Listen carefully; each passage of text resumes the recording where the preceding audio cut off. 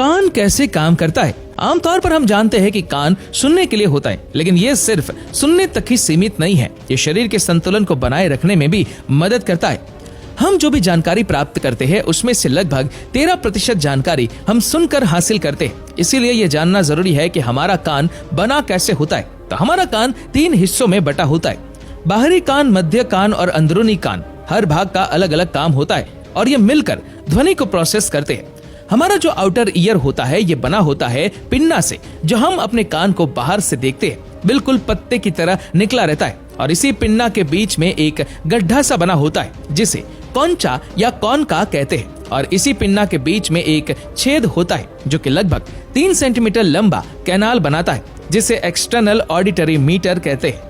देखिए पिन्ना का काम क्या होता है। ये पिन्ना मूव नहीं कर सकता जैसे बाकी एनिमल्स अपने कान को हिला सकते हैं। मनुष्यों में ये स्थिर रहता है और इसका काम ये होता है कि ये हमारे सराउंडिंग्स में जो भी आवाज आती है, वो आवाज का मतलब जो भी एयर प्रेशर में वेरिएशन होता है उसे वातावरण से कैप्चर करके ये साउंड वेव्स को एक्सटर्नल ऑडिटरी मीटर्स में ट्रांसमिट कर देता है। उसके बाद जैसे ये साउंड की एनर्जी बिल्कुल फोर्सिंग के साथ एक्सटर्नल ऑडिटरी मीटर्स में प्रवेश करती है, ये हमारे ऑडिटरी कैनाल के एंड पर मौजूद ईयर ड्रम, जिसे टिम्पैनिक मेम्ब्रेन भी कहते हैं, वहां पर जाकर टकराती है। जब sound wave external auditory meatus में आती है तो ये कैनाल साउंड को थोड़ा एम्पलीफायर कर देता है। इस ईयर ड्रम के दूसरी ओर हमारे कान का मिडल ईयर स्टार्ट हो जाता है, जो 3 छोटी छोटी हड्डियों से मिलकर बना हुआ होता है, और इसमें एक ट्यूब होता है जो नीचे की ओर जाता है। ये 3 छोटी छोटी हड्डियां हैं। ये हमारे शरीर में पाए जाने वाली सबसे छोटी हड्डियां होती है।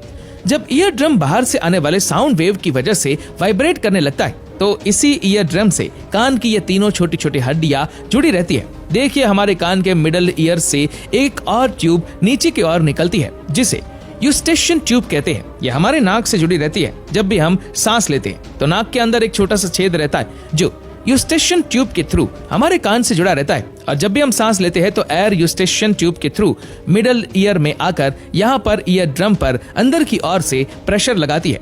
मतलब ईयर ड्रम पर बाहर से और अंदर से दोनों ही तरफ से प्रेशर लगता रहता है, तभी ये वाइब्रेट करता है और हम साउंड को प्रोसेस कर पाते हैं।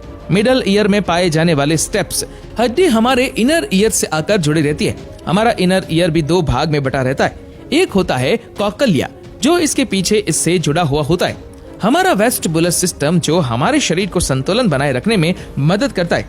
हमारा ये जो कॉकलियर होता है ये बिल्कुल स्नेल की तरह संरचना वाला होता है, जिसमें कुछ फ्लड भरा होता है। देखिए जब ईयर ड्रम की वजह से इन तीनों हड्डियों वाइब्रेट करने लगती है, तब ये हड्डियां अपने वाइब्रेशन को कॉकलिया में ट्रांसमिट करने लगती है। मतलब इसके वाइब्रेशन से कॉकलिया भी वाइब्रेट करने लगता है, और ये कॉकलिया भी अंदर से 3 भागों में विभाजित रहता है। सबसे पहले साउंड हमारे ब्रेन स्टेम में पहुंचता है। ब्रेन स्टेम से एक नर्व आती है।